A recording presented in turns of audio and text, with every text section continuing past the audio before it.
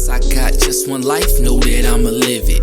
If you ask for the truth, know that I'ma give it. Eyes blurry from the sin, but my vision getting vivid. But you disrespect my king, know that my spirit getting livid. I've been wicked for too long, heart disfigured like a mall face. Thoughts trapped inside my head. Shabbat Shalom, family. It's your boy Solemn Prophet with another Shabbat talk with Professor S. We got a full house. We got a full house tonight.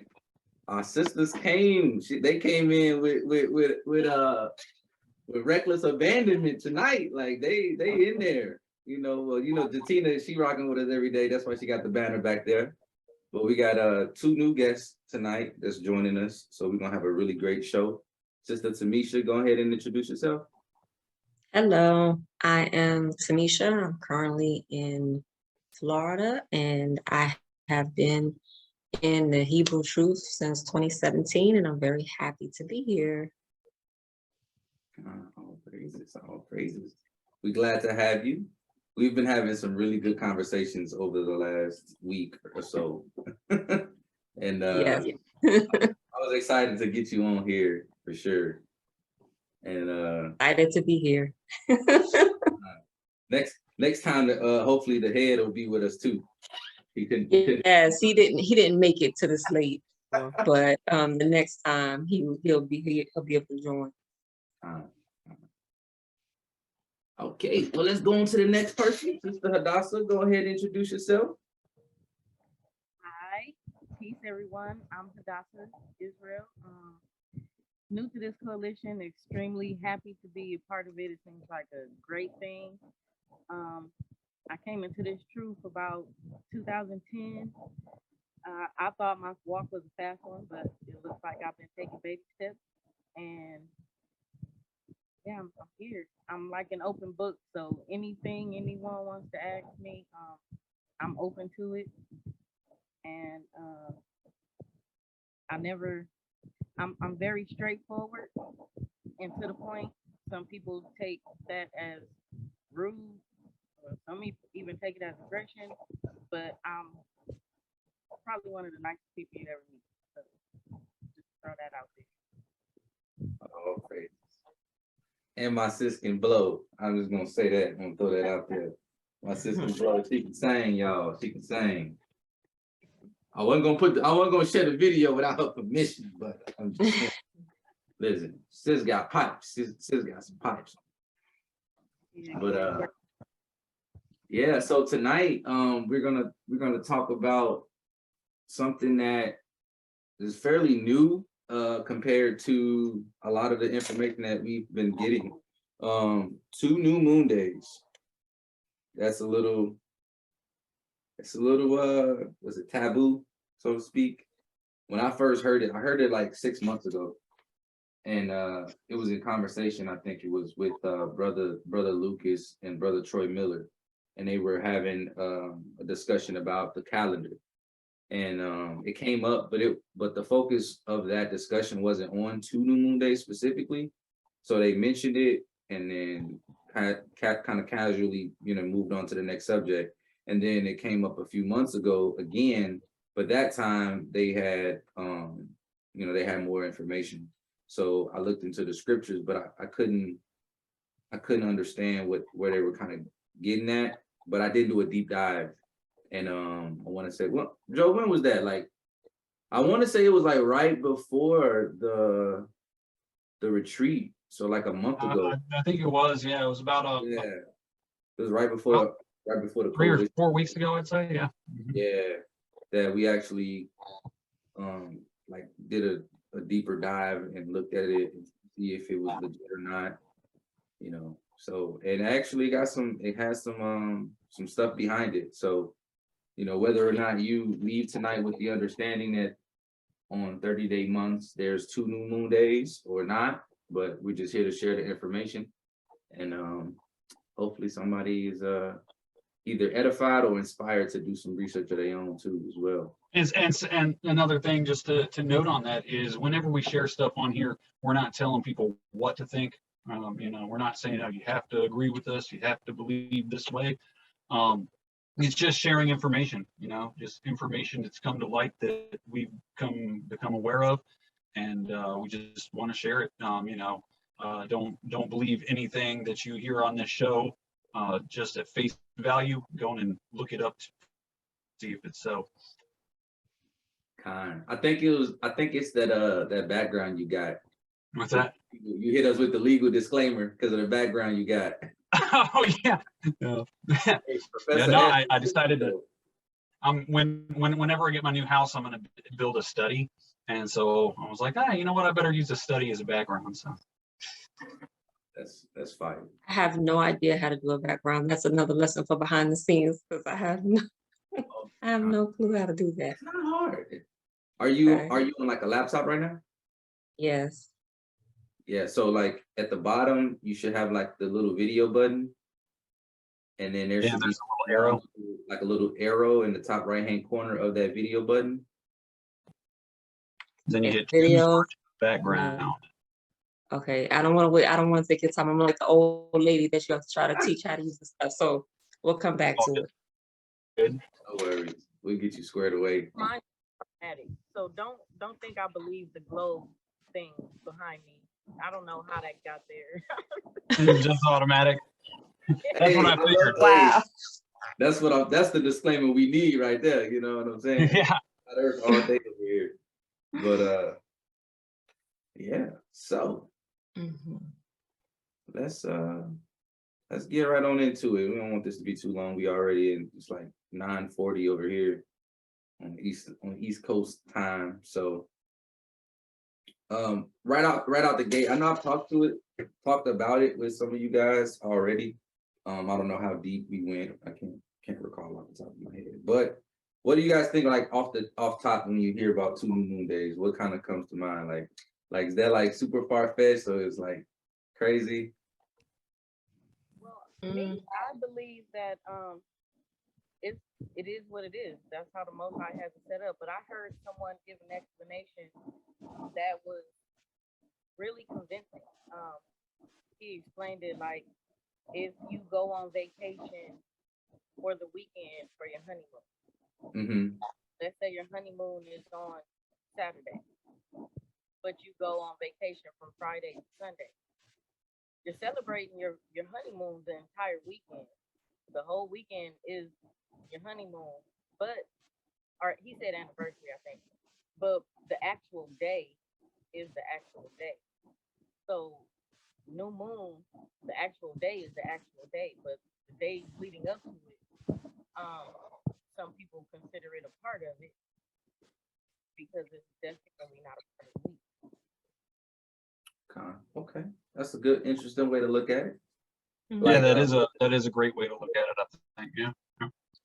I also during the deep dive, I also found some commentary from various scholars that was talking about it. And it was interesting because when you read in the commentary, they're focused on a completely different aspect of the verses that we're going to get into. But not knowingly, they're already like addressing the main topic that we're talking about. And it was based on history and what they were saying in their commentary. It seems like it was normal for them to treat New Moon Day like the sister described. And so if anybody is new to this whole 2 new moon days, we are going to find ourselves in 1 Samuel chapter 20. So let me get my Are you gonna put it up on the screen? Oh yeah, you already know me. Yeah, awesome. Yeah, good. Good. Okay. Can everybody see that? Mm-hmm. Okay, yeah. Oh, it might be. Yep, it's already over here. Look at that. Let's do this here.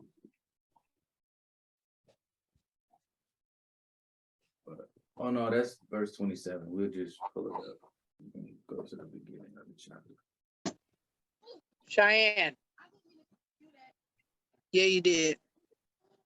All right. That's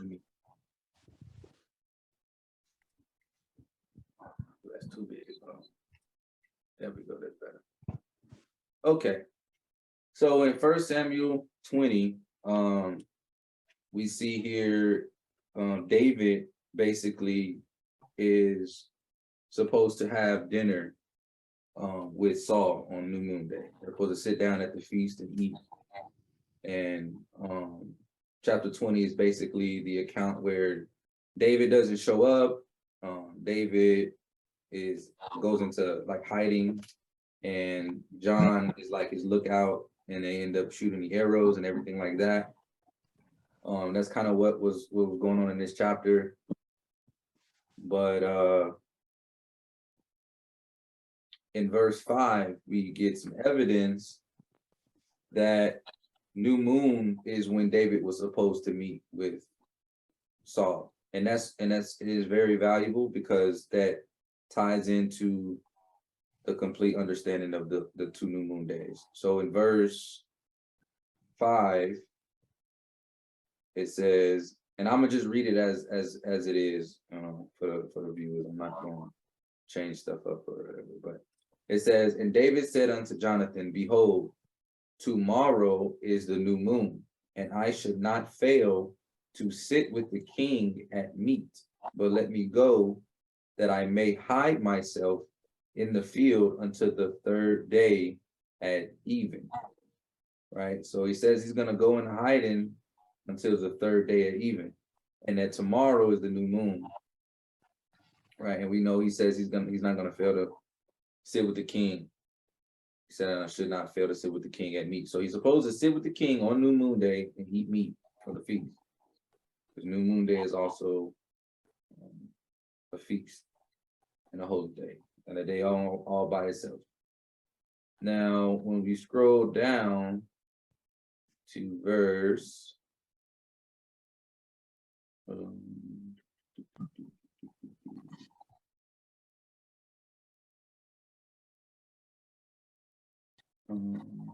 11, it says, and Jonathan said unto David, come and let us go out in the field. And they went out, both of them, into the field.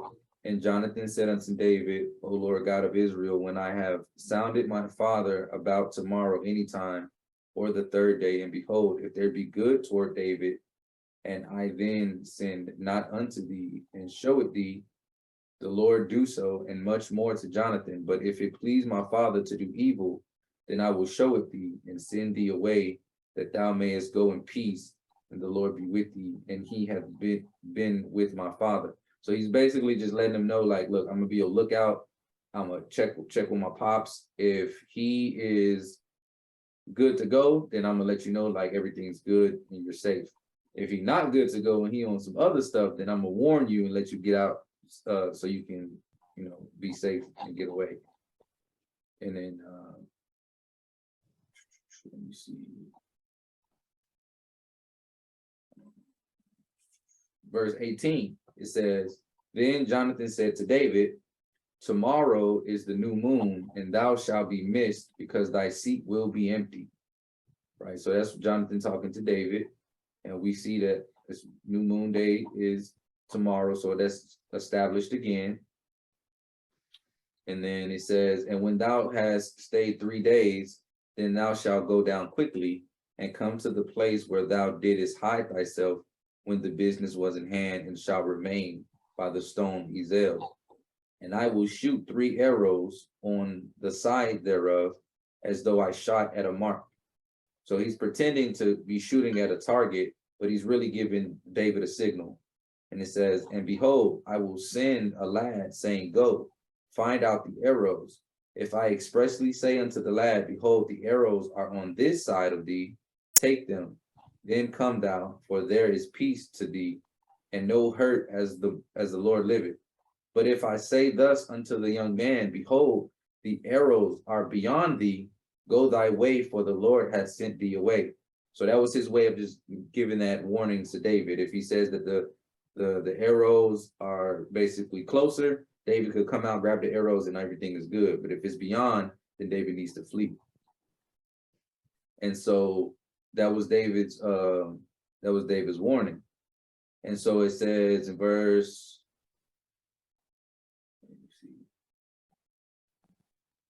verse 24. So David hid himself in the field, and when the new moon was come, so the new moon is here, right?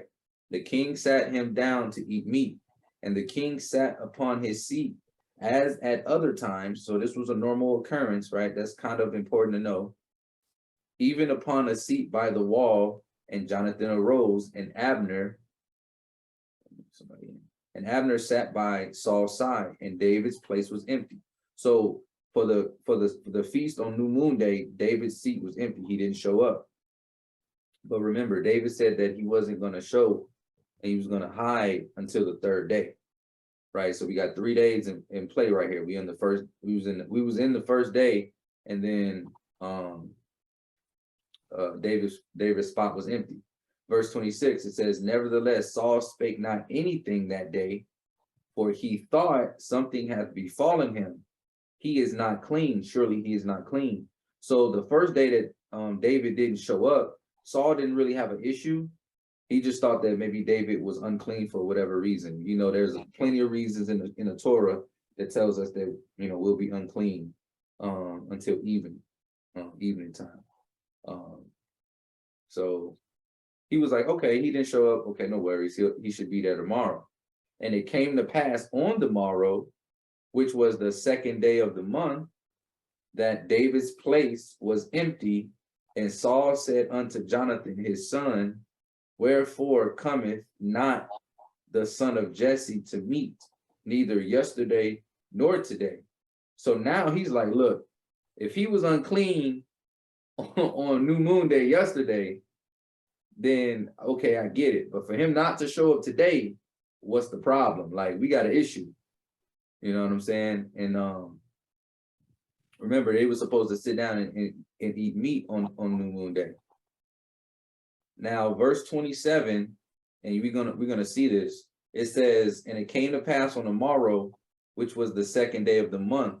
This right here was actually a mistranslation, because the word for month in Hebrew is actually New Moon Day or New Moon. Like it's a dual definition. One is new moon, and it's actually the first definition is new moon.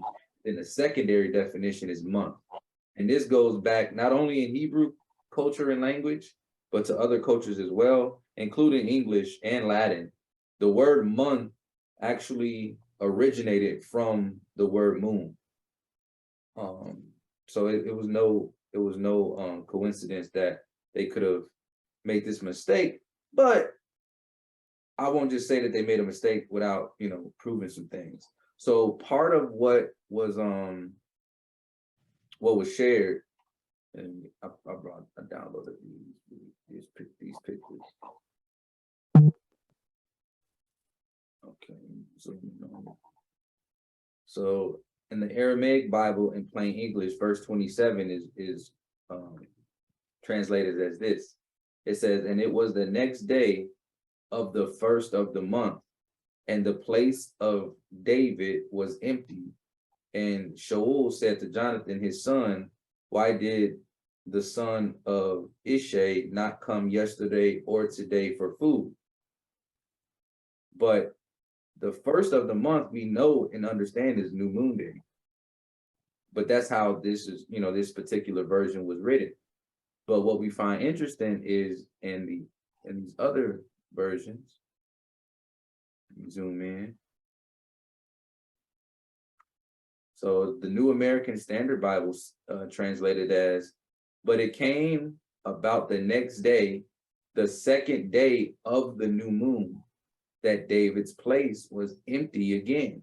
So Saul said to his son Jonathan, why has the son of Jesse not come to the meal either yesterday or today? So this one actually translates second day of the month to actually second day of the new moon.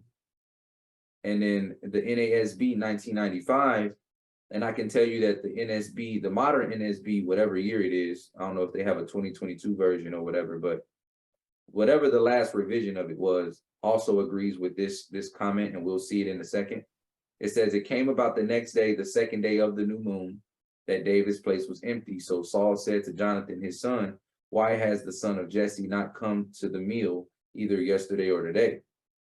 And then the 1977 version, and it came about the next day, the second day of the new moon again. And then the Amplified Bible says, but on the next day, the second day of the new moon, David's place was empty again. And Saul said to Jonathan, his son, why has the son of Jesse not come to the meal either yesterday or today? So we see multiple versions, right? Multiple versions say the second day of the new moon. So you wonder, like, why would KJV, and a lot of people read the KJV, and it's also not just the KJV, it's a couple other versions that are pretty popular when people read it. Why are all of those saying the second day of the month and not actually addressing the new moon? But we'll quickly ask my cousin Google, because Google know everything, right? So let's go to 1 Samuel 20:27 to the lexicon, and let's see what the lexicon in the. I always click on that one. Oh no, that's commentaries. My bad, y'all. Here we go. We'll just go back one. Okay, so there's the lexicon. And for anybody who isn't familiar with the lexicon, it's just a really good study tool that'll kind of bridge the gap between what you're reading and the Strong's Concordance. So it'll have the English on the far left side. It'll have either the Greek or the Hebrew words right here in the next column. Then it'll have the Strong's Concordance numbers that correlates to the words in the verses. And then it'll have in the far right side, it'll have the origin. If that word is a root word, it'll just say prime root. But if it has a root word to it, then it'll have it annotated on the far right hand side. So this is the most modern NASB, and like I said, it agrees with the other two. So it says it came about the next day, the second day of the new moon. Now, when you see where it says new moon here, this is where the KJV translates as the second day of the month. But the word here is Strong's Concordance number 2320. And the definition is new moon first and then a month after that. But when you click on the Strong's Concordance number and you go in here, you're gonna get two bits of important information. First one is obviously new moon is first, and then a month is second. So when you're looking at translating it, you know, this should have at least been examined first to see if the context would have fit, which it would have, which we're going to see that this context would have fit with no issues. And that this context, based on the chapter and what was going on, it was like, it could fit, but not as likely. And so that when they were looking at this word, I wonder if they had this information or if they, you know, put forth the effort to actually look into it. But when you're dealing with the Strong's Concordance, it's a really good tool to use, but you should also chew the meat and spit out the bones, because sometimes the Strong's Concordance gets things, you know, mixed up as well. Nobody's perfect. I know some people they add to and take away from with a malice intent, and some people just do the best that they can with what they have. So if you come down the definition again, new moon in a month, and then you see the occurrences that we have for that as well. Now here's the second piece. When you come down to the context, you have number one. So this is the context of the new moon. It says new moon equal day. It says time of new moon as a religious festival. And the first group of scriptures that is according to this context is 1 Samuel 20. And so not only is it 1 Samuel 20, it's multiple verses within 1 Samuel chapter 20. So we got verse 5, verse 18, verse 24, and the verse in question right now, verse 27, as well as verse 34. And so all of these verses have new moon day. And all of these verses use the exact same word, which is Chodesh, Strong's numbers 2320, for new moon and for month. So with that being said, it says that the first verse was verse 5. So we'll just quickly jump back and look at it just to confirm. So verse 5, the KJV reads as, David said unto Jonathan, behold, tomorrow is the new moon. So it says new moon here, right? Let me quickly confirm that. Let's pull up the lexicon. Actually, we don't need to pull up the lexicon. We saw that the word was used. So we know that the same word was used for all of these. Well, no, we can pull up the lexicon. I'm tweaking. Sorry, y'all. I'm a lack of sleep over here. I'm lack of sleep. 20 and verse 5. Lexicon. So we're gonna see what word is used for lexicon. I mean for new moon. Is this word gonna be used? Is the same word used? So we see new moon, right? And this is what the KJV, it does translate this one as new moon, but it's Kodesh 2320, the same thing. Same thing, like nothing changed. It's the same word used. All right, bet. So we see verse 5, it uses new moon. If we go back to the Strongs, what's the next verse? 18. So if we go to 18, let's see what the KJV said. Scroll down to verse 18. Then Jonathan said to David, tomorrow is the new moon. So we see new moon again. Okay. So let me back this up. Let me click on that.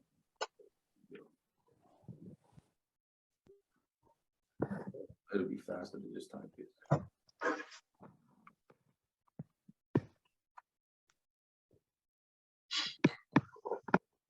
So 18 is the new moon.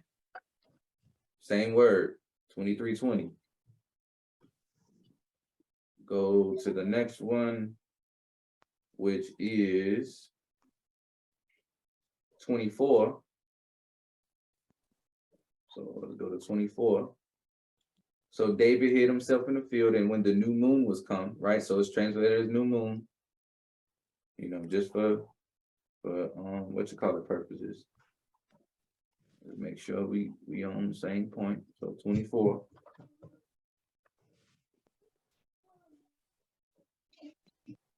New moon, 2320. All right, so that box gets checked. Now let's see. 27, we already covered that. So let's go to 34. Verse 34. 34 says, so Jonathan arose from the table in fierce anger and did eat no meat the second day of the month, for he was grieved for David because his father had done him shame. This one translates it in the KJV again as second day of the month, right? Well, let's look at that. 34.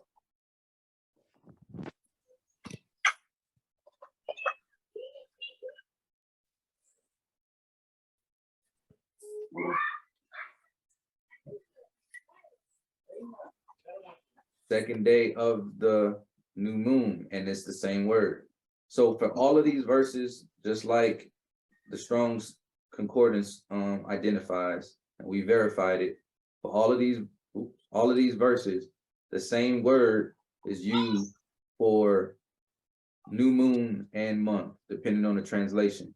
But when you go and you're reading it in context, the center of everything is new moon day and why David didn't show up.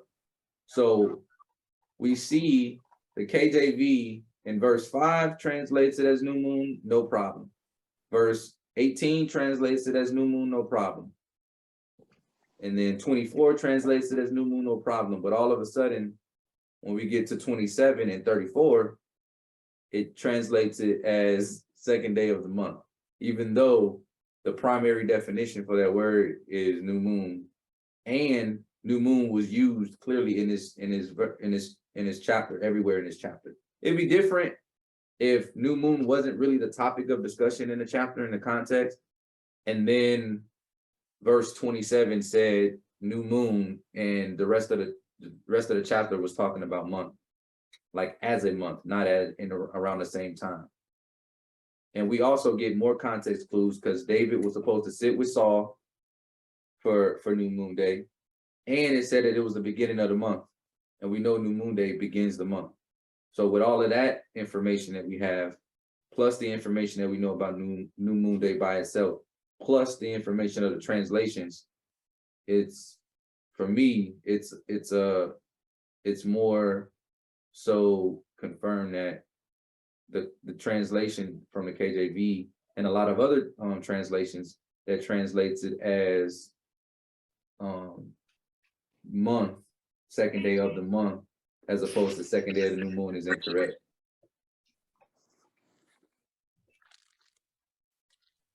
Y'all can unmute. Okay, I would have to say that I disagree. And that's because I look at not just the thought process of him hiding for 3 days, but also the customs. So first we have him need, well, we the understanding that I have is that second day of new moon would actually come before the first day of the month. It cannot be new moon day 1 of the month and then second day of new moon day 2 of the month, because that would interfere with the weekly cycles. And we see that the extended portion of new moon comes at the end of the months. So that's one. If I don't explain anything well, just let me know and I'll try to say it a different way. But we also have the thought process. So if we have a scheduled, let's say a conference, and this conference is 5 days long, and I'm always there. If I miss one day, I may not be noticed as being missed. But if I miss 2 days, people will probably start to ask questions. Like, where is she? She wasn't here yesterday or today. What's going on? Mm-hmm. The same thing that happened here. And so I would think that David had that thought process, like, okay, I might not be missed as much the first day, but if I'm not there the next day, we should know something. Mm-hmm. We have that. Then we also have the verse where it says, where Saul was saying, David's not here, he must be unclean. So looking at the cleanliness laws, and the events that took place on New Moon. New Moon was one after the blowing of the trumpet. Once they acknowledged the new moon, the watchman blew the trumpet, and then they knew, okay, this is new moon. And that was at the church. People would have to go there to take their offerings, to do their sacrifices. The gates of the church were open, like it says in Ezekiel 46:1. So this was a set apart day. And typically when someone was unclean, they would have to either wait a certain amount of days, or they would have to go to the Levites and have the waters of purification to cleanse them. Well, David didn't have time to do any of that. In the first day, Saul said, David must be unclean. So if we're looking at new moon as something that you cannot participate in because you're unclean, then the next day, it should have been the same type of thought process going on. But instead, it's like, this is the second day of the month, because 2 days of new moon would have to come before the beginning of the month, right? Before day 1 of the month. And he's not worried about him being unclean, because you can come to dinner, you can come to regular dinner if you're unclean, but you cannot come to new moon or do certain, things while you're unclean. So that right there kind of stood out to me. And then there was something else. Let me think.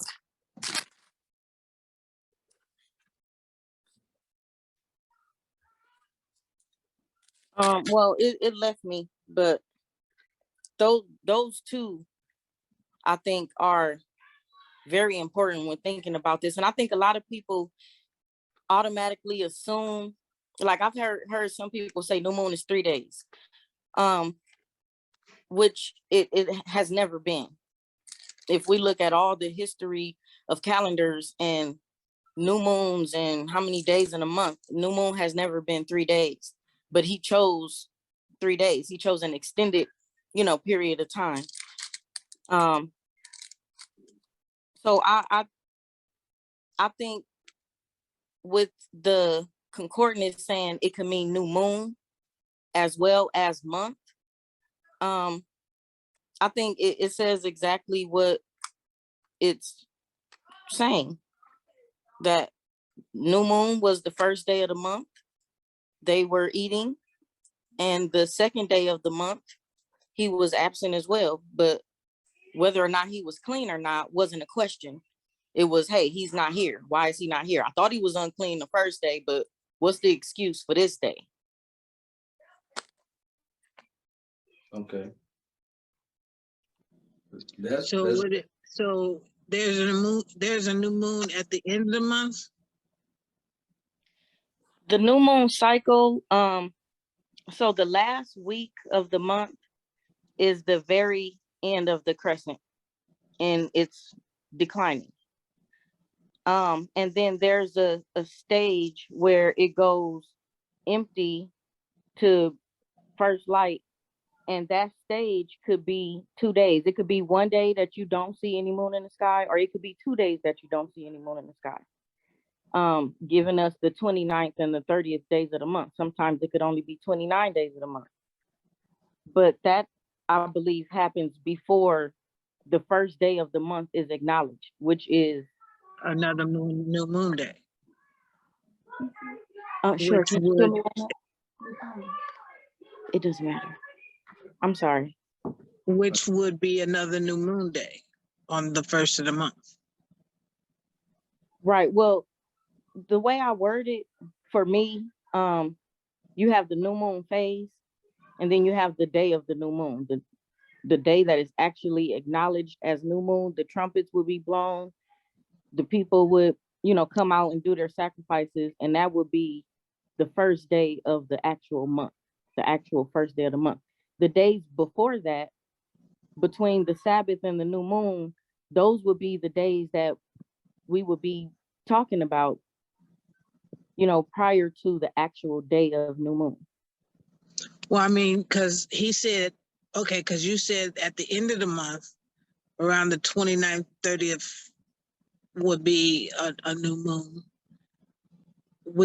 And then you said the original new moon is on the first day of the month. So then that would explain the 3 days that he's talking about. No, would he was supposed to meet the first day, which was the new moon, which will probably be the end of the month, which explain why in the Bible it says the first of the month instead of new moon, because they both say the same thing. So if it was at the end of the month, which was the 29th, 30th, which is 2 days, and then a new moon again on the first of the month, which would be the third day, right? No, that's not what I'm trying to say. So, okay, new moon, like it says, is the beginning of your month. So that's day 1. But the cycle, the moon cycle, the phase before you acknowledge new moon day, the moon is in a blank state. So I call that new moon. It's blank, you can't see it. But the day that you actually keep new moon would come after that. So the first day of the month, and I'm not great at explaining, I'm sorry, but the first day of the month is the new moon. That's new moon day. I get what you're trying to say, sis. I was just giving you. Can you explain it better to me? Yeah, she's saying basically that New moon day doesn't come until you have the first sliver of light, like Enoch describes. Which That is the first of month. which is the first of the month, and then the last day of the month is a blank moon on a 29-day month. But on a 30-day month, you have another day where it's in between. So it's in between that last day of what the month would normally be and new moon day to start the next month. It's an additional day. Like the WLC calendar, they keep that as a standard work day. Like they don't look at it as new moon day or a feast day. They just call it a regular work day. They call it a transition day or inter calendrical day is what they do. But from what I understand in the scriptures, based on the translations and all the information, plus I'm gonna quickly go into some commentary as well. That day was also kept as new moon day. But let me What do you do on New Moon Day? let me quickly jump to this real quick, and then we can answer that question. 1 second. 1 second. So, because I told you I was going to share some commentary as well. And where is it at?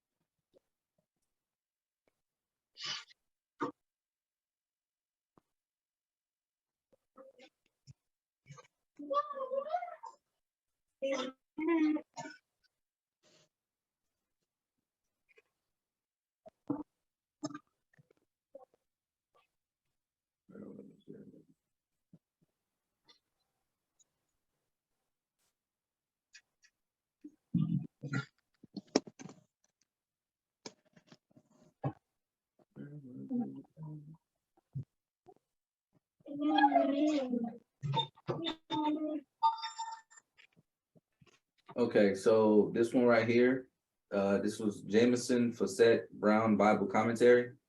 It says, on the morrow, which was the second day of the month, the time of the moon's appearance being uncertain, whether at midday, in evening, or at midnight, the festival was extended over 2 days. Custom, not the law, had introduced this. And then it says, right here, Matthew Pools, it says, which was the second day of the month, or on the morrow of the new moon being the second day, either of the 3 days appointed, 1 Samuel 5 and 19, or of a feast. And then it says, of the month Saul said unto Jonathan, David's friend, and best knew his mind and his ways.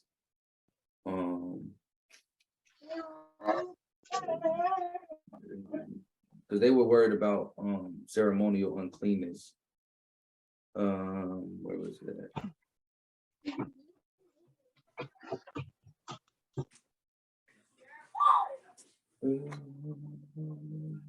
Right, so it says David's continued absence on the second day of the feast awoke Saul's suspicion, and he asked his son, who was sitting by him, what was the reason of his friend's absence, aware that no accident connected with ceremonial defilement would keep him away 2 following days. This one over here. Let me see.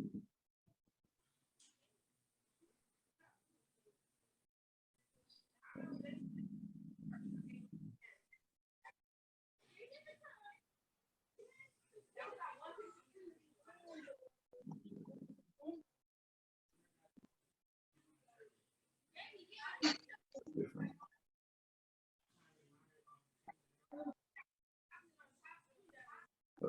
Hey Joe, you want to answer Tina's question?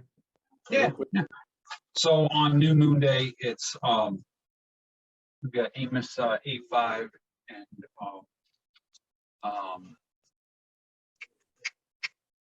Ezekiel 46:1, talking about that it's a worship day. It's obviously a separate worship day from Sabbath, according to Ezekiel 46.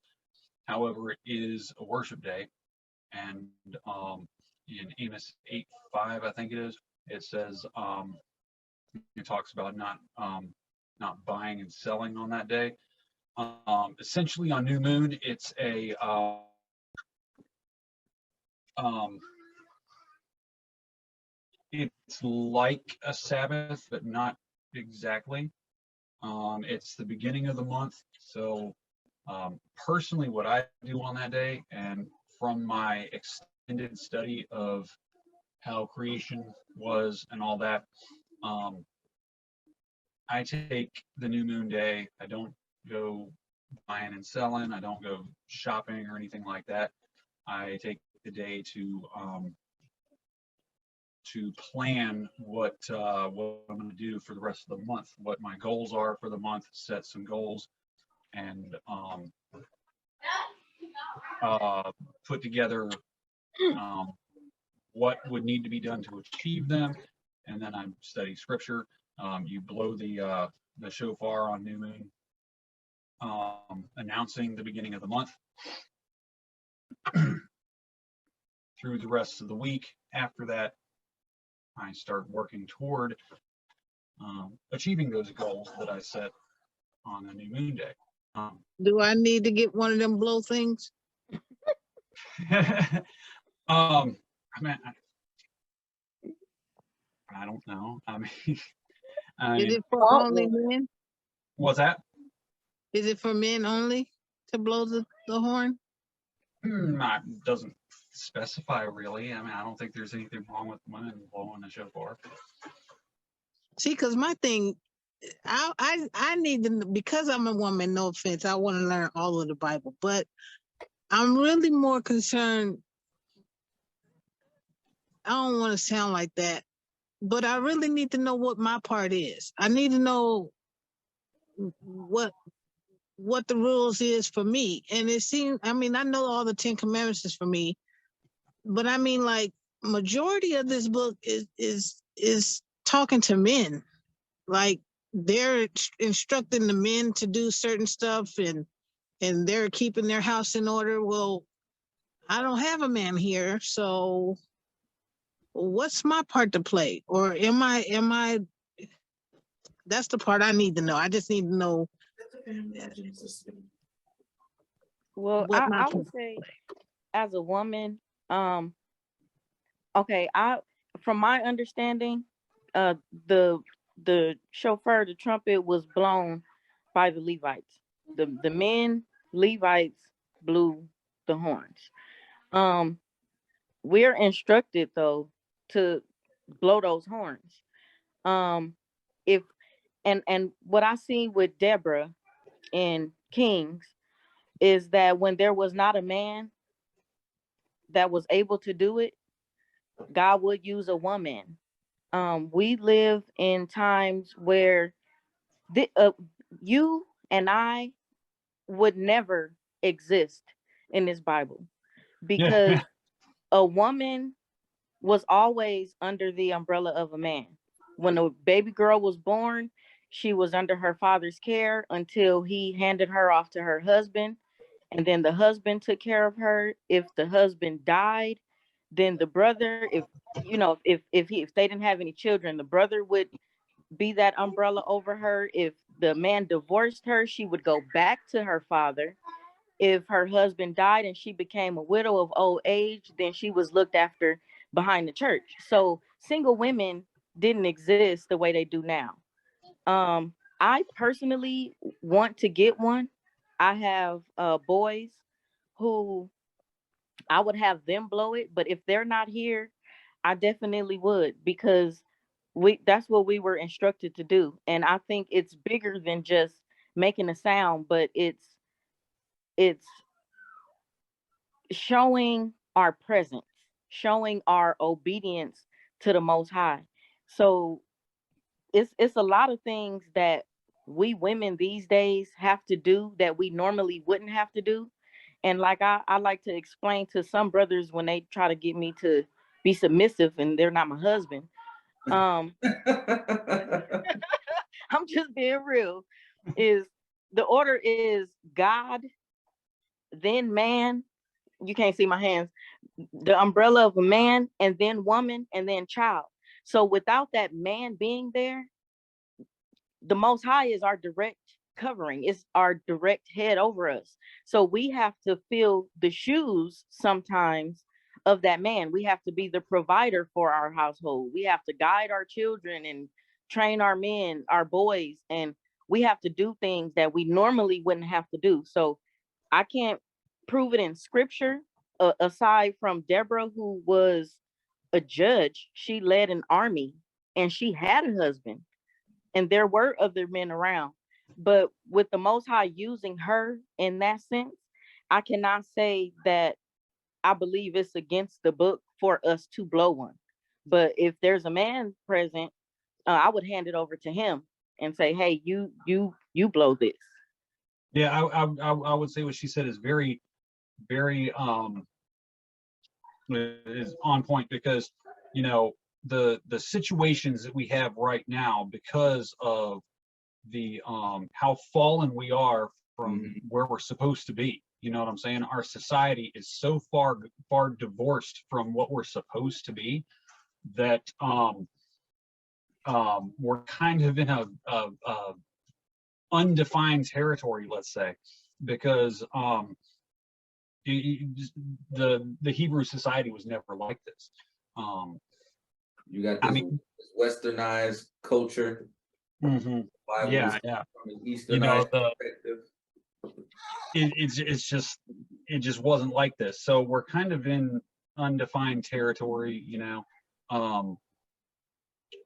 And also, like she said, whenever there's not men in your immediate vicinity that are willing to step up and do what needs to be done, then who does it fall onto next? You know, of course, it's going to fall on the women, right?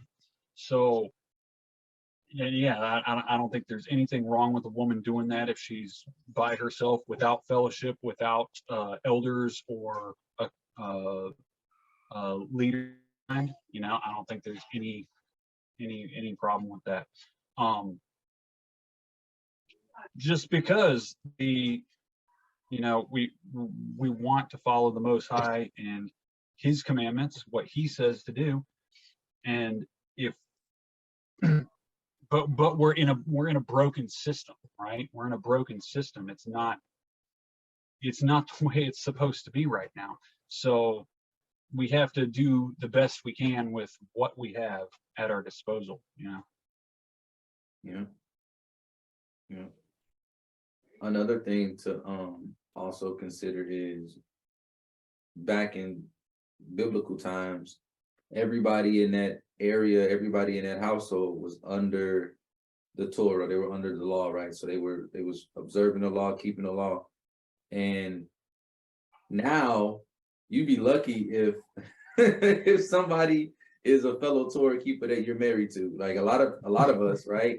Our spouses either don't believe, they may come from Christianity, and we're still trying to get them over to the truth with us. You know what I'm saying? So when you add that caveat to it too, which is like, it's a baby of what y'all saying. We so far removed and we over here. But when you're talking about within the confines of the household and the structure, as a sister, you might be keeping the Torah correctly and everything like that, but your husband might still be in the world, or your husband might still be in religion. And so he's not keeping the Torah. And when you find yourself in that type of situation, you're adhering to standards that's not even on his radar, if that makes sense. Right. Yeah. So it's a tricky situation to be in, because you want to follow the scripture and let him lead you and let him be your head. But if his guidance and his counsel isn't righteous and it's not coming from the Most High, then you're forced to take that upon yourself to make certain decisions for yourself. Now, wasn't that in I was Timothy? just about to ask that, because the Bible said we're supposed to submit to the husband, and they're, in charge, and they're supposed to lead the household. So, like, if they're in the world and we're in Torah and they decide to, just do church stuff, go on Sundays, whatever, and we refuse, then I feel right then, even though we're right, we are sinning, I feel like, because we're going against because he said that we're supposed to submit to the husband. So that's where I had an issue. That's why I'm sitting here with me and my daughter right now, because I just had an issue with the submitting of the husband part. Well, my question to you would be, who do you submit to first? God God. or man? So if you submit to God first, then he's going to protect you from any repercussions that could come from that husband for not submitting to him. I think a compromise is always good, but nothing that any man can say will ever supersede what God says. Which is essentially what the RCC and the fake Jews are saying now. They're basically, it says in the Talmud and it says in the catechism, the Catholic catechisms, that if a priest says something, even if it's directly against what the scripture says, you're supposed to do it, right? Or if the rabbi says something, you're supposed to do it, even if it's against the Torah, right? And no, that's not actually the case. You should submit to a husband in as much as his requests and his requirements are in alignment with the Torah. If they're an obvious breach of the Torah, right, then no, you shouldn't. You should respectfully be like, no, I'm not going to do that. Yeah. And we can look at what was the lady's name that was married to I'm so bad with names. The one that David was about to kill. He was about to kill every male that pisses against the wall. That's what the book says. Who was that? I'm bad with names. No. Y'all know who I'm talking about, right? Yeah, Nabal. Nabal, right. Mm-hmm. So if we look at Nabal's wife, her husband would have wanted her to go along with what he was doing. He had already sent David's men away. He had already made that call, but she went against what he said because she was moving in righteousness, and her household was rewarded because of that. So that's just another example of, you don't always follow. If you see that man is about to lead y'all to the ditch, then you call on the Most High and follow the Most High with, move in righteousness. Absolutely.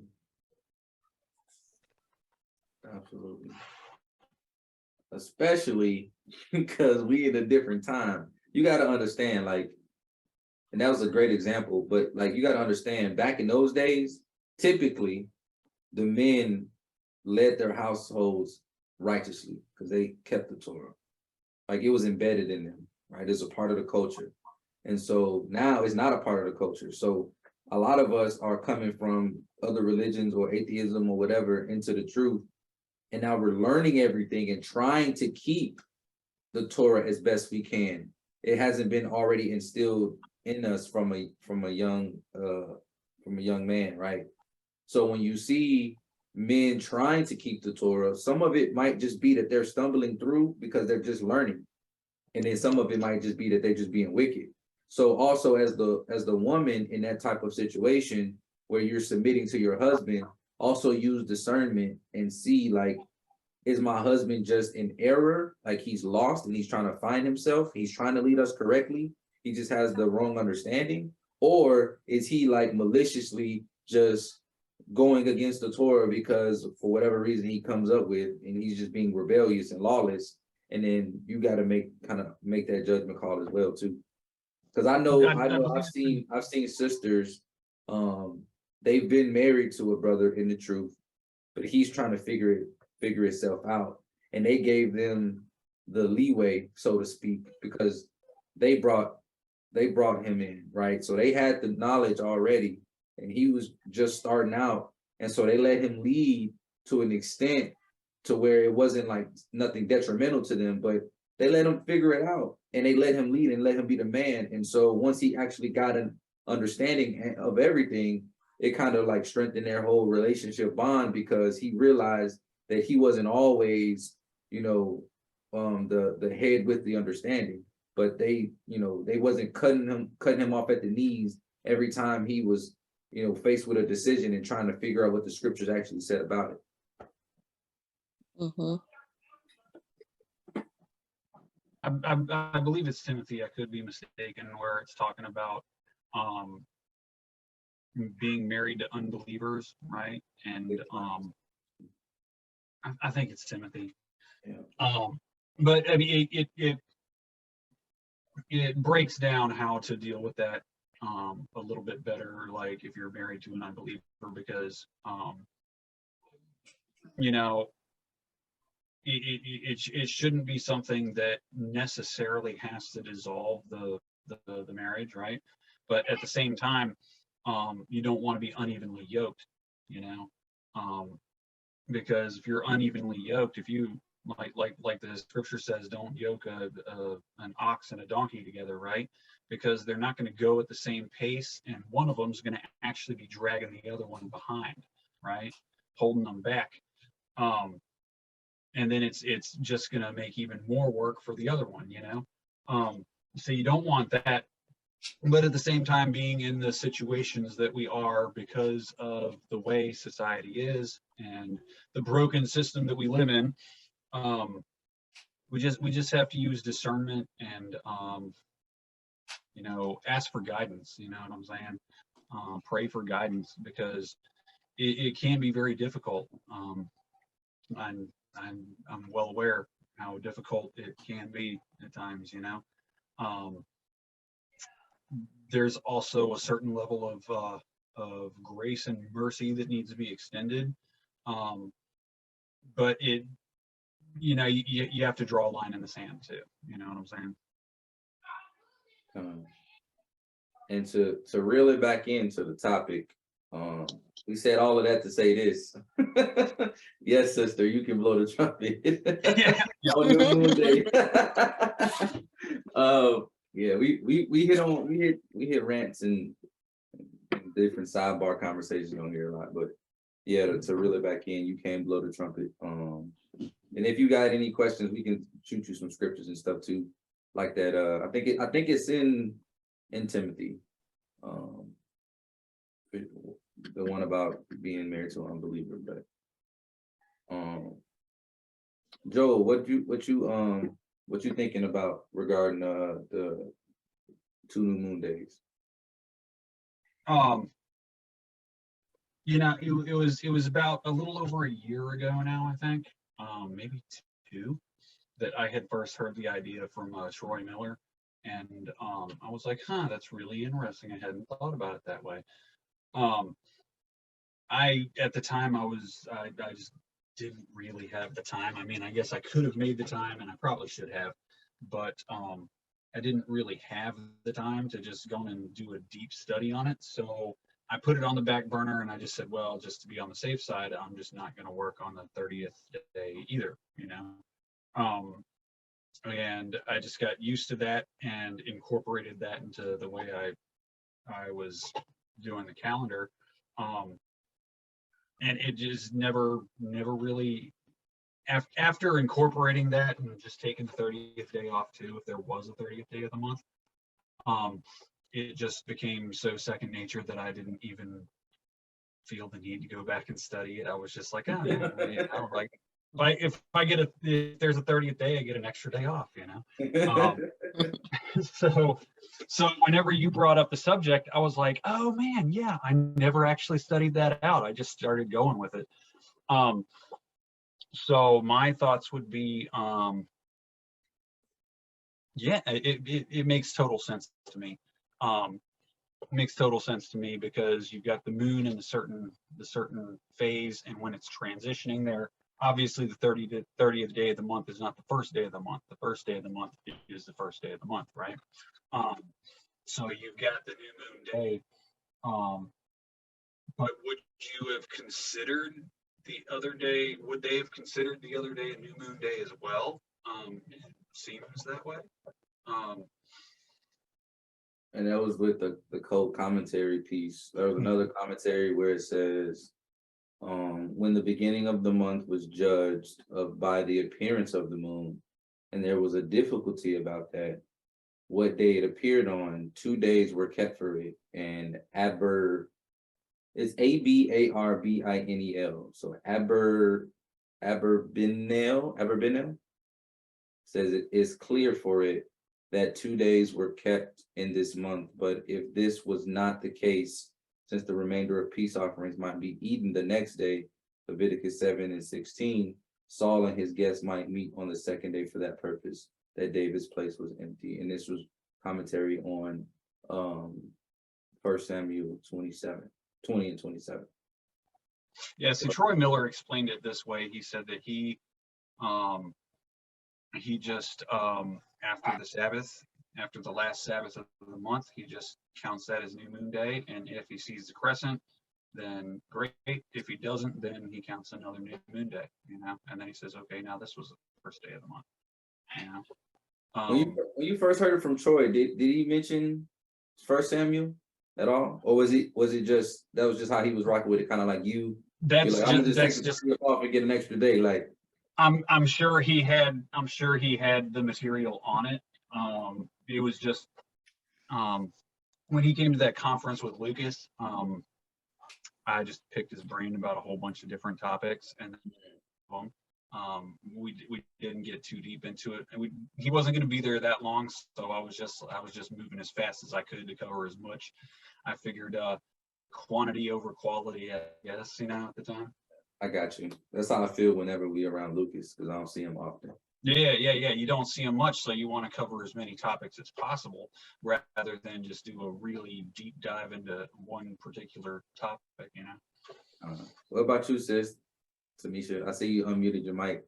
What you I wanted to say, and I wanted us to consider, I'm starting to really have this thing where I'm want to go like to a raw or vegan diet, right? And what I found leading up into Passover, having done that for, I don't know, a month leading up to it, was that when it was time to have a feast, it really felt like a feast. You see what I'm saying? Mm-hmm. So like when you have these introductions of new moon or feast days, in order for them to really feel like a feast day, and I think that, we're learning so much now when it comes to diet and certain things, that maybe that was the only time they really had that cooked food. And maybe we should be eating more raw, vegan, alkaline regularly. And then when it's a feast day, you have this cooked meat and special, and then it just feels special. Yeah, so absolutely. I just wanted to bring that to the attention of the people and to just say, let's consider it. Absolutely wonderful, because I was actually recently looking into that as well. Not too long ago, I went to a health retreat with my dad down in Florida, and it was a week long. You get there and you stay a week, and they provide all the food for you, but it was all raw fruits and vegetables, nothing cooked, nothing processed, and that's essentially how the diet would have mostly been back then. I would think so. In an agricultural society, your diet's gonna mostly be this raw, plain stuff, and then on a feast day, you're gonna be like, now we're going all out, And it honestly just was. I mean, it was the best. Because it was like the fresh cooked bread and the lamb and it was just, it felt like a feast. Yeah, because if you don't eat meat for 2 or 3 weeks, and then someone gives you a nice delicious lamb chop or something, you're just like, right.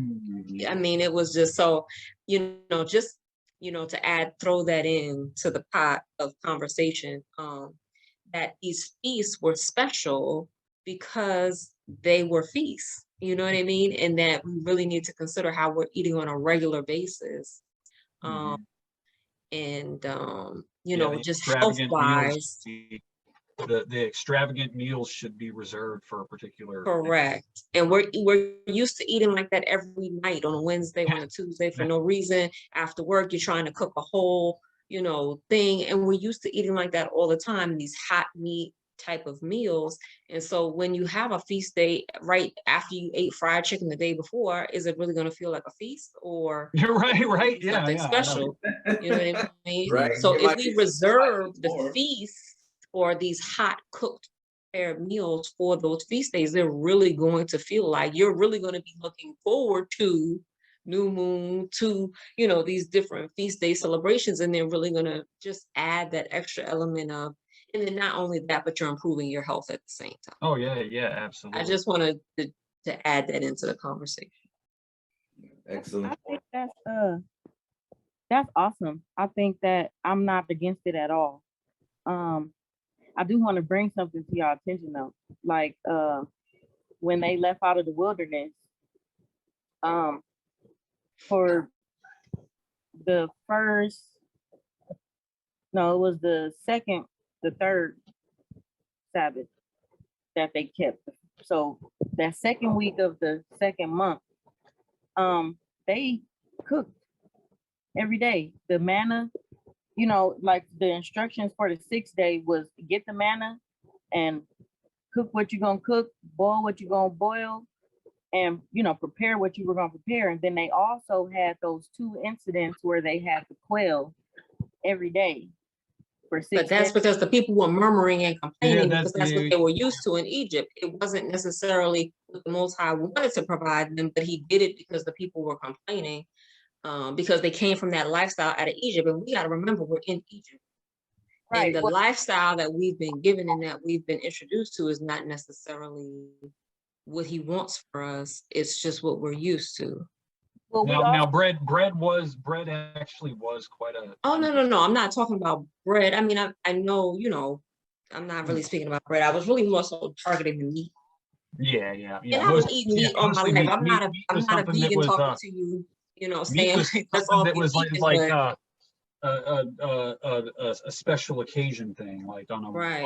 wedding feast, or when your son comes home, or or you get some strangers come up and you want to really impress them, or a feast day or something, an actual special occasion. It wasn't like, oh, I'm just gonna have we'll just eat some more meat tonight, you know what I'm saying?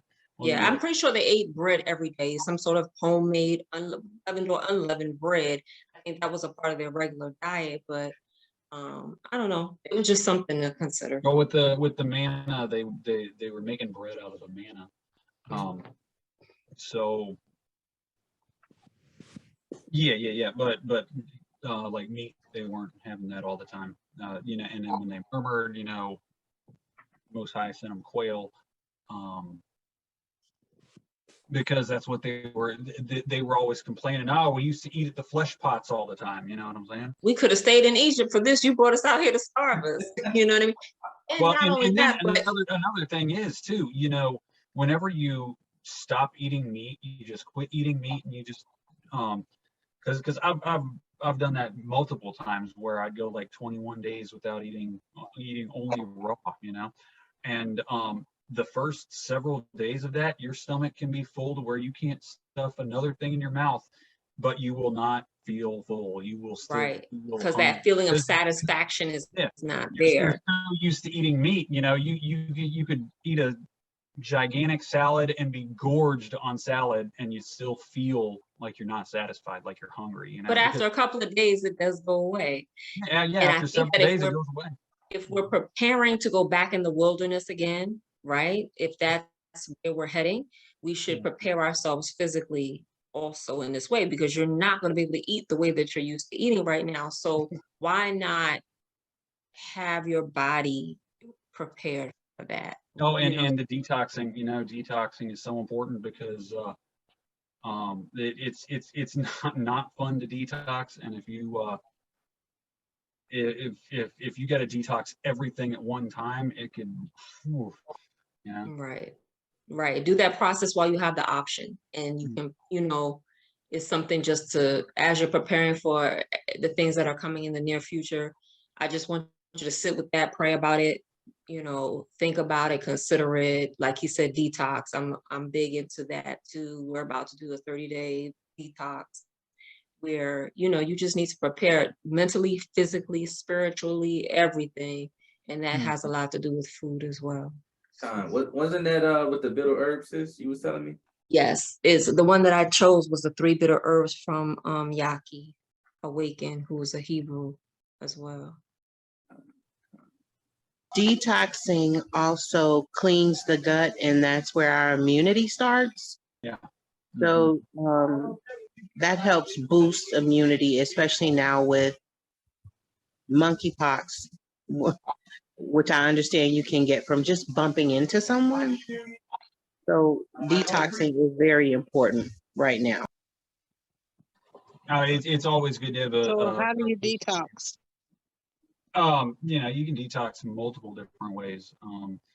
Just by not consuming something, you're going to start detoxing from it. Like when I went on that health retreat, the second day I was there, I had the worst headache I've ever had, and it lasted for 3 days straight. That was probably for lack of sugar. I had that once before. That's what they told me. They said it was it's probably horrible. not eating sugar. You eat a lot of sugar. I was like, not a lot, but I did. Yes, and it's like, yeah. And then they said, you drink a lot of coffee? I was like, yeah. And they said, oh, that might also do it. Caffeine withdrawals. Listen. Look, this brother right here, Professor S, this brother, listen, if you were to see what he normally eats on a daily basis, okay, you'd be like, man, look, if he gets a 3-day headache, I would probably have a 3-month headache. Look, other than like natural sugars, like he don't eat like I do. Like I eat horrible. Like my diet is horrible, like horrible. So if you had a 3-day headache from sugar, it probably was coffee too, but sugar too was a part of it. And you don't really consume that much sugar like that. Like you don't really eat like chips and all of that. Like we went to when we went for Passover, right? So we go to what was this store? It wasn't Kroger. It was Kroger's, yeah. So we in Kroger's and I'm just like, we gotta do what? For what? And he's like, all right, let's go to the aisle. So we go to an aisle and he's like, have you tried some of these? And he'll pull up like this random bag of something I've never heard of in my entire life. And he's like, these are great, man. He's like, what about these over here? And everything is just healthy. And I'm like, I'm in health overload. I was like, bro, where is the Flaming Hots? Where's the? I mean, like, you want some kale chips, man? I'm like, nah. So if you getting headaches, listen, I go to that retreat, boy. They might have to call an ambulance for me. And that's what I'm saying. Imagine you going through those withdrawals when everything is in chaos and you can't, you know what I mean? You do it while you have the option. You can control your environment and you can deal with it. And you can splurge occasionally if you're like, oh man, this is just too bad. I gotta eat something, You just be like, all right, here you go. While it's still optional, because there'll come a point in time where you don't want to be going through that and whatever else is going on at the same time. So like years ago, I was literally like a sugar addict. Okay. And I had stopped sugar and I said, I'm going to get control of this. And I stopped it completely for, I don't know, like 6 months. I made sure everything I had was no sugar, reduced sugar, low sugar, because you can't get rid of it and everything. And I wasn't doing anything like raw vegan at this time. This was many, many years ago. And it was a office party and they had like a little ice cream cake. And I said, oh, it's been like 6 months or whatever. I can have a little sliver. When I said like a little sliver, like this big was the piece of cake. I went home. I had a migraine headache. I had to turn all the lights out. I couldn't do anything. I was a whole mess. Like you don't want to go through that. Just do it while you can. That's what I'm saying. Because your body's going to go through all kinds of changes and abnormalities, and you're going to have all kinds of things that you didn't even know about, anxieties and cravings that because we have parasites in our bodies, and they have control over you, and you're really not aware of it. But take something away from it and see what happens. Yeah, you know what I mean? It's going to rear its ugly head. I'll tell you something. Going on that retreat, I didn't have a drop of coffee the whole time, no caffeine, nothing. And when I got back from the retreat, it was probably like 3 or 4 days after I got, no, I might have gone about a week after returning from the retreat. And then one morning it wasn't even that I felt like I needed the coffee. I just like, I wanted to taste coffee.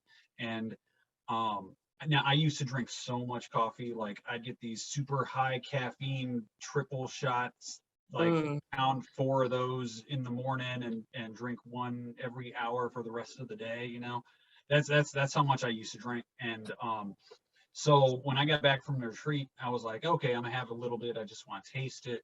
And I filled up the cup with half of it was decaf. I put half decaf and then filled it the rest of the way with regular coffee, put no sugar in it whatsoever. And halfway through drinking that cup, I had the jitters and I was like, my teeth were chattering. I couldn't stop shaking. I was like, That's like pre-workout, wasn't it? I know, dude. And it was crazy. I mean, just half a cup of regular coffee and half decaf. And I was like, I don't know how I drank this stuff before. Right. It felt horrible. Like my mind was all over the place. I felt like I was high or something, you know what I mean? And but see what's happened is that when people drink this stuff and consume this stuff on a regular basis, they become so accustomed to it that they don't even realize that that's the way they always feel because they're so used to it, So, but to answer your question, Jatina, to detox, I mean, you can detox simply by cutting something out of your diet. You can also detox through fasting. Fasting is a very great way to detox. You can get supplements, detox supplements. You can drink tea.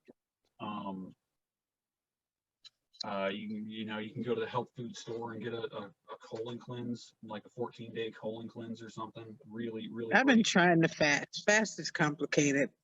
I'm trying though. Doing The I Daniel could skip. fast. I could skip Try breakfast. Daniel. I could skip lunch, but by about 7, 8 o'clock, I'm hungry. I'm about starving. Try intermittent fasting. That's intermittent. How? That's a tongue-tied thing. Say that 3 times real fast. But try intermittent fasting. That's well, you decide a couple hours a day. This is going to be my window to eat.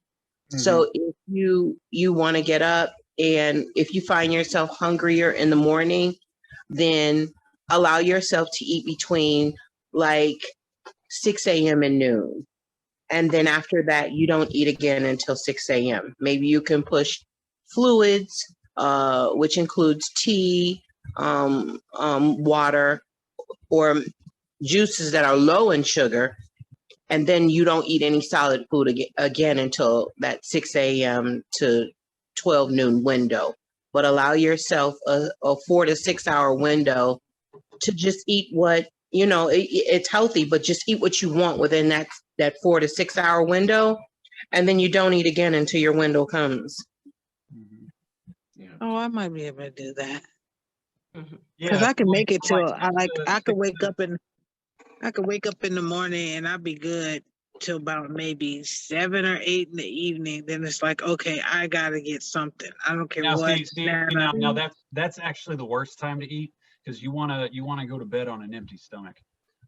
Not necessarily, Joel. If she can eat and then stay up 2 hours before she goes to bed, you shouldn't lay down with food in the gut. Yeah. But, right. At least 3 hours before you lay down. Most foods take 3 to 4 hours. Some take 6 hours to get out of the stomach. Oh, absolutely. I understand, but you don't want it in the stomach when you're laying down. Like if it's processed and out of the stomach. So 2 to 3 hours before you lay down, eat. I mean, the more time between you eat and lay down, the better. And with the intermittent fasting, if you can't do a 4 hour window or a 6 hour window, start with 10 hours. And then a week after that, chop it down to 8 hours. And then a week after that, chop it down to 6 hours. because you'll get there. Absolutely. And I'm trying. And if 8 o'clock is your window, include like maybe make yourself eat between the hours of noon and 8 o'clock, and then not again the next day until noon or afternoon, and then to 8 o'clock again. You don't have to suffer in it. You see what I'm saying? Okay. Kind of Google intermittent fasting, and then it'll give you an idea like how to start and where to start. It's not that. And then I wanted to add a with small. my wife too. She does it all the time. Yeah. And then I wanted to add a small tidbit about sugar. If I don't know if you guys know that there were some kind of controversial arguments about the medical board making sugar a drug, because sugar is more addictive than cocaine, as what they found in studies. Absolutely. Yeah. Sugar, chocolate, chips. I promise you it is. Addictive. Hey, Kavira, I'm sorry. hey, I disagree with you. Look at you. Look at you. I'm just kidding. But while you got your mic unmuted, did you want to share any thoughts on the 2 new moon days? I want to give everybody a chance to share their thoughts. Who you were asking me, myself? Yes. I know you just get into the calendar. I'm gonna say I don't have any input right now. I am truly, honestly a sponge. So I'm absorbing everything right now because I have to learn this new moon thing. It's right now it's very foreign to me. Me and sis had a conversation during the retreat a couple weeks ago, and she's like, "What? Oh, we gotta get into this." Like when we were walking over to get your food, but anybody else? No. Okay. Because it's about to be 11 o'clock over here. I appreciate everybody for coming on to the show. Joe, you got something? You muted right now. I was muted? Well, I saw you move. No, I didn't realize it was that late. Yeah, it's late. This was supposed to be a quick one, but Oh, we had so many great side topics to get off on. That's true as well. But you guys are all welcome to come on the show. We do this every week. So, Salakia, for the last 2 weeks, we've been doing all of the retreats and travel and stuff like that, so we haven't been able to do it. But typically, we try to do it every week. Whether it just be a group of us like this or just me and Joe. I haven't had to do one by myself yet, so appreciate you. Been on like pretty much everyone since. Yeah, you've been on everyone, so. Yeah. I gotta break up the me and Joe thing. I got to be squeezed in there. Like, no, y'all can't no me and Joe.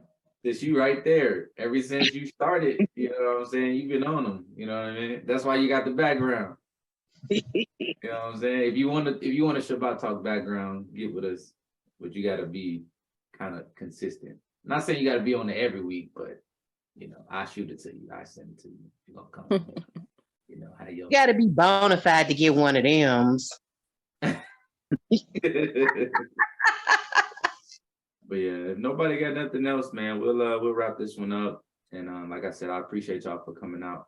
And like we said, like, don't take anything we say on this show. Don't take our word for it. Absolutely go and research. Do your own research. I am the biggest advocate for independent study probably ever get.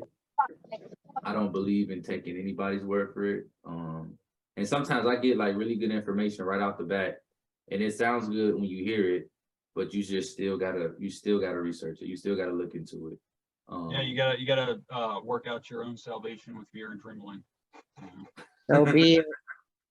And I hope nobody thought I don't think that there are 2 new moon days. I absolutely do. I just don't think 1 Samuel and 20 is a good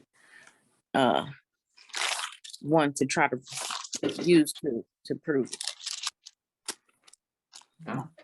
And not everybody will agree, you know, and that's fine. That's what iron sharpening iron is. We all have our own perspectives and understandings and how the scriptures speak to us and what information we are privy to sometimes. And this is what I've noticed. And I say this and then we can leave. I'm not trying to hold y'all hostage. But one thing I've noticed about truth is that truth stands alone on itself. And it doesn't need anything to support it, because it's by itself, it's good. And I've seen on multiple different topics, biblical topics and just topics in life in general, where 2 people can be on opposite sides of an understanding, and they're going through whatever the Most High sends them through, right? So one person might go forward and take a right and a left through all of these different historical documents and books and stuff, maybe some scripture, but you know, and then the other person might be solely scripture. Then you might have a separate person that doesn't even read history or scripture and through life lessons, and we all come to the same understanding, because truth by itself doesn't need anything. And so that's what I find is important. If you find yourself in disagreement with someone, it may not be that you're right and they're wrong, or they're right and you're wrong. It may just be that both of you guys are on a journey to get to what that truth is.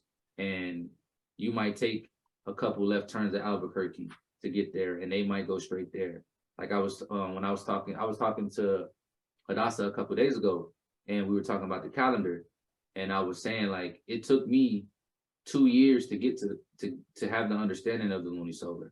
It wasn't right away. And then some people that I've had the pleasure of speaking to in the last few months, they've adopted the calendar much faster than I did. They were a couple months into it, right? It took me a year to find it, and then I couldn't reconcile the 13th month unless I found it in scripture. So it took me another year on top of that to see that.